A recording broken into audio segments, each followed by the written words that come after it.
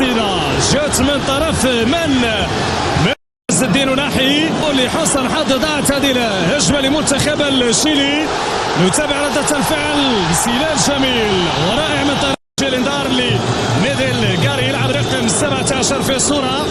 ميدل انذار في وجه هذا اللاعب، وقبل ذلك كانت هجمة خطيرة بالنسبة لمنتخب الشيلي. عمرة بلينيتون بنجما يحصل حظ كرة بنجما ترتطم بالسلفيت البحث عن التمرير. كانت ربما الفرصة مناسبة ليسار الكرة ليوسف انصاري، يختار تمرير عمرو الجهة اليسرى. لاحظوا سيراليت المميز سفيان بوفال طريقة جميلة، والحكم يقول خطأ لفائدة منتخب الشيلي.